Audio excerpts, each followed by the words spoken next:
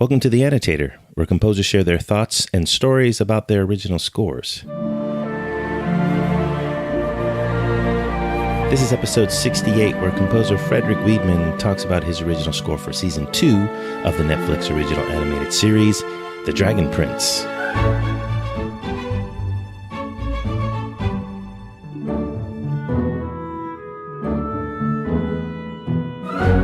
This is Christopher Coleman, and you can find all episodes of this podcast at theannotator.net.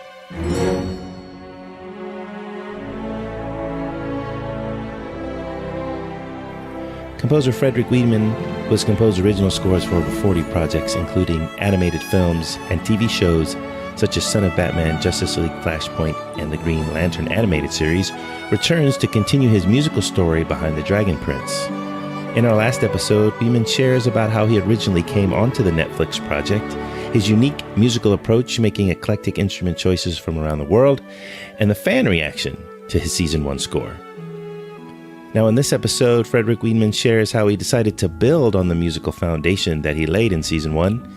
He also reveals how he employs and develops 2 important character thematic elements from season 1. And lastly, his lofty musical goals for the climactic piece in season 2 of The Dragon Prince.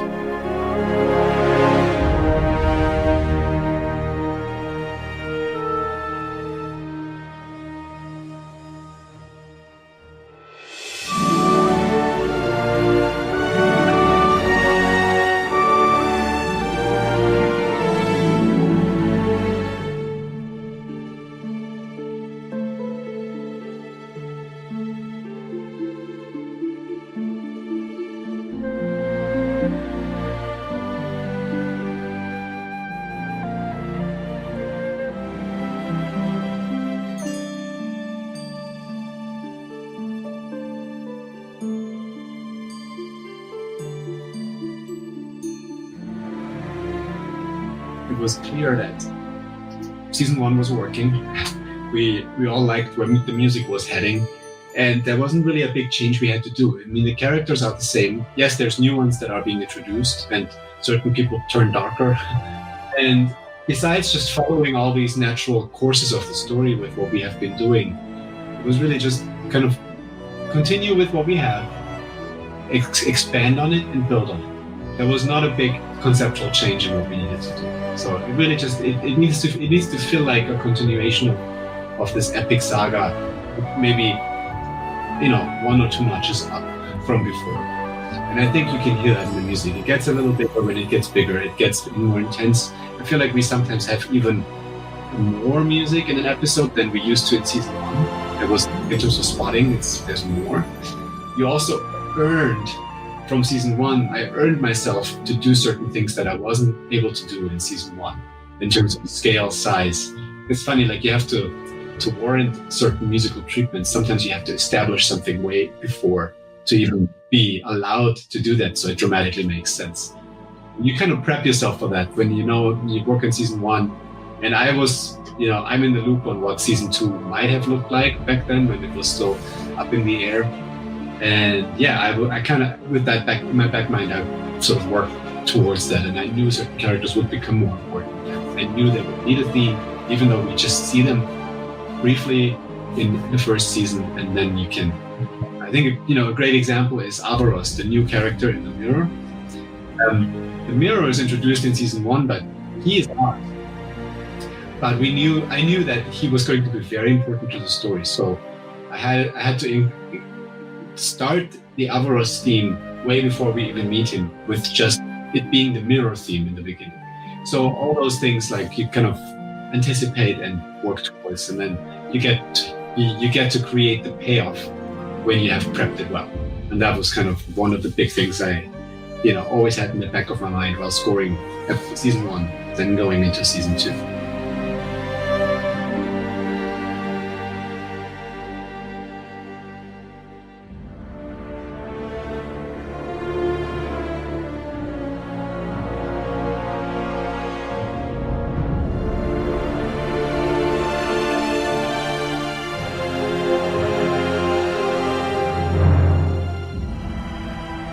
So that's another cool cold open. So far, both seasons have started with just no main title, go right into the story. And I love when shows do that. It's like just kind of pulls you in a completely different way. So we see Amaya riding up the breach, flowing lava everywhere, and then she's encountering the Sunfire Elves for the first time. And there's this big battle between them. We're going deeper into her character and how badass she really is, and also introducing this new threat, the Sunfire Elves, and what's happening to this breach that is very important to the humans. And that cue was fun because I had to again go right into the story with the music. Here we go. It continues. There's no setup, there's no easing in, it's just boom, here we go. Action, drama, new characters, a new threat, a new thing here, a new thing there. And that was kind of the idea of this particular piece. It's a very exciting piece of music. It's a lot darker than episode 1 opening. If you compare the two, it's, you already can feel you're now deep into the story. Stuff's getting real. They really need to, the situation is getting more dire every day. War is approaching, more and more every day. And so the music really had to kind of put you in a different mindset than it did when we opened episode 1 in the first season.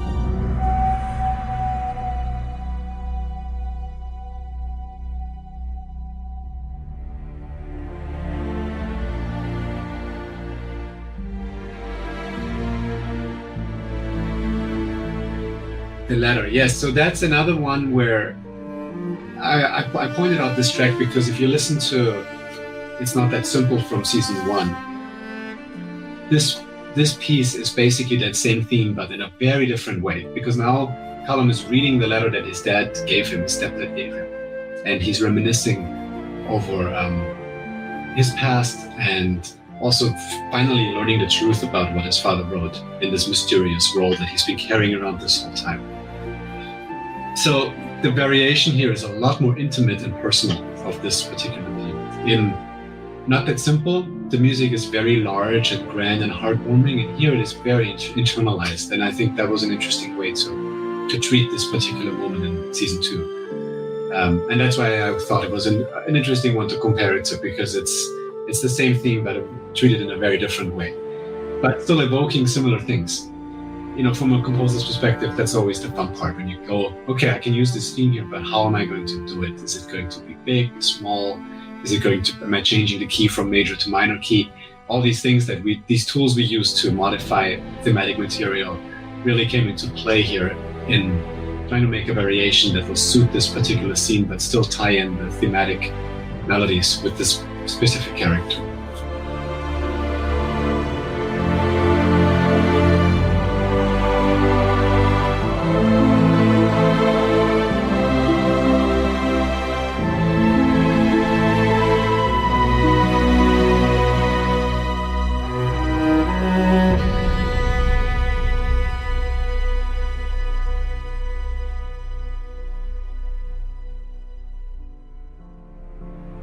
So that's the first time we meet Avaros. There's this piano motif, bum, bum, bum, bum, bum, bum, bum, which sounds almost classical, like I don't want to say that I am anywhere near those composers, but it sounds like a classical Russian, maybe like a Shostakovich type of idea, which is very unlike everything else we've had in the score. There's nothing like it. Piano is used in sparse, intimate moments, maybe to express emotion or make something very small. But piano is really not used as a big instrument in this show. So when this comes in, it's very specific to Avaros and his whole storyline.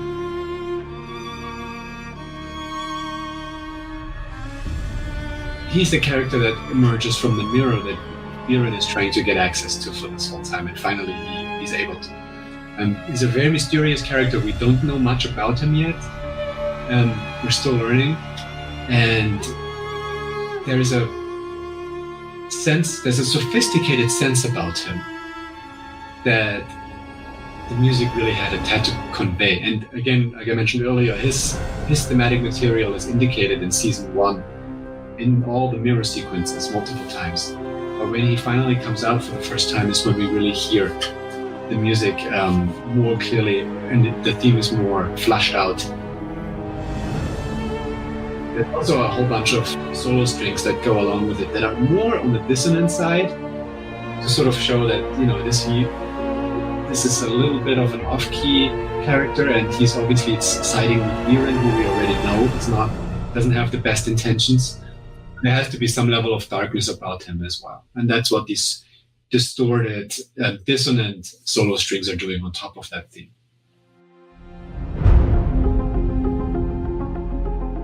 So now we are while Callum is in his blackout. And this whole thing it's like a dream sequence. So we are in his mind and no longer in Zadia, in the real world. So I really wanted to differentiate that. Like in this particular cue, it starts off with like a synth pulse thing that is unheard of so far in the show. So hopefully that really differentiates the world we're in now versus what's happening in the real world. And that is throughout his blackout. The music is very sparse, atmospheric. There's a lot of electronic stuff, some strings and some of our usual things, of course, because we want to still maintain some elements of the show, but it's primarily structured with things that are not part of any other scene in the whole series so far. So that was kind of the idea, to make this sequence just stand out as its own environment and its own atmosphere and musical feel that you can really differentiate from the rest. And it's also scary. I mean, it's almost like there's parts of it that remind you of horror music. You know, when he's being seduced by his alter ego with the scary face, it's almost like a horrific nightmare. So the music really had to go into that mode as well, like show how scary this all is, this internal struggle that he's having.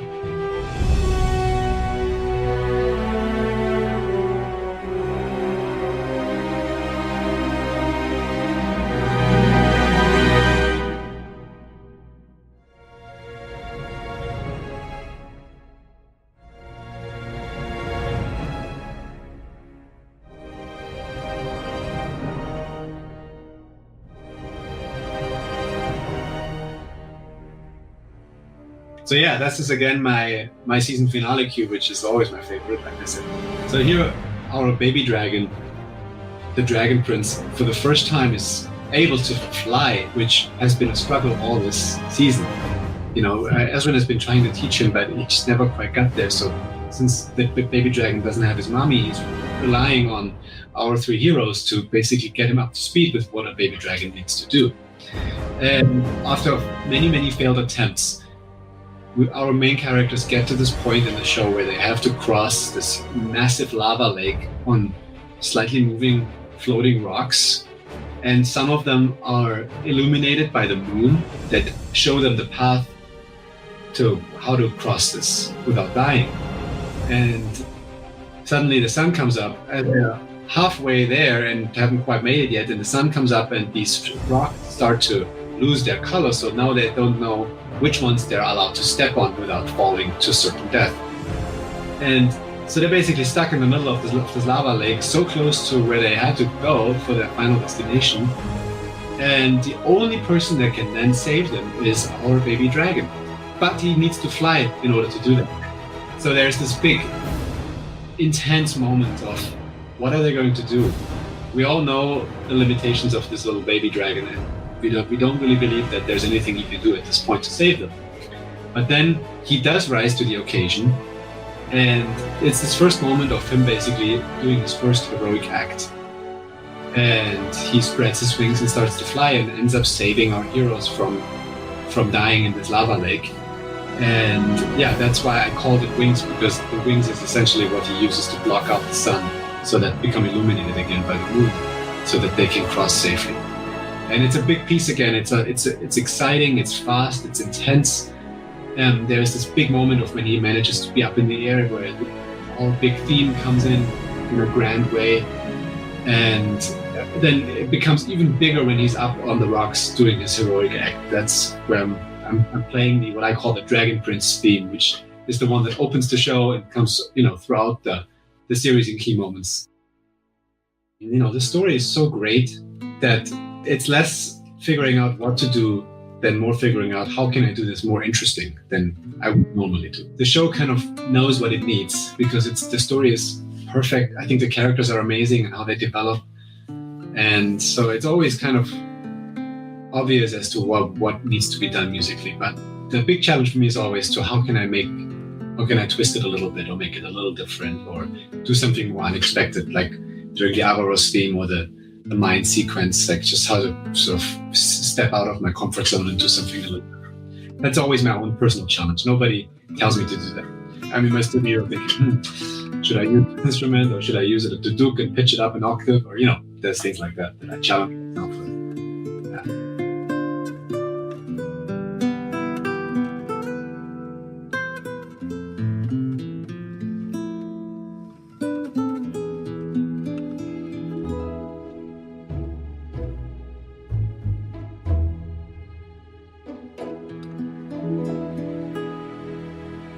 There's a lot of trust in what I do, especially at this stage. We've done so much work together and storytelling together that there's a lot of trust.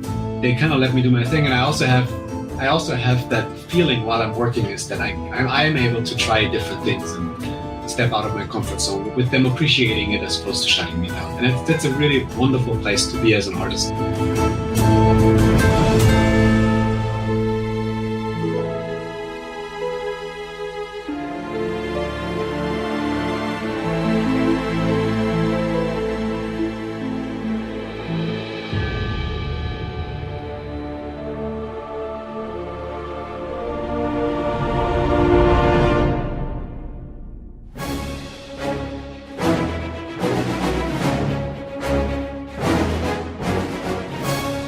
Thank you for listening to this episode of The Annotator with composer Frederik Wiedmann and his original score for Season 2 of the Netflix original animated series, The Dragon Prince. If you haven't already, please listen to our previous episode, episode 67, where Wiedmann talks about his work on Season 1 of The Dragon Prince. The original scores for both Season 1 and Season 2 were released on February 22nd, 2019 by Lakeshore Records, and you can purchase them on Amazon.com, iTunes, or stream them on Spotify or Apple Music. You can find out more and hear more music by Frederik Wiedmann at his official site, frederickwiedmann.com. The Annotator is produced by me, Christopher Coleman, and you can find more episodes at theannotator.net, or you can subscribe wherever you find quality podcasts. Wherever you do listen, please leave us a rating or a review, and if you think you know someone who might enjoy The Annotator, we would love for you to share it with them. You can also follow the show on Twitter at Audio Annotator, or on Facebook at The Annotator, or you can send us your feedback by email to theannotatorpodcast@gmail.com.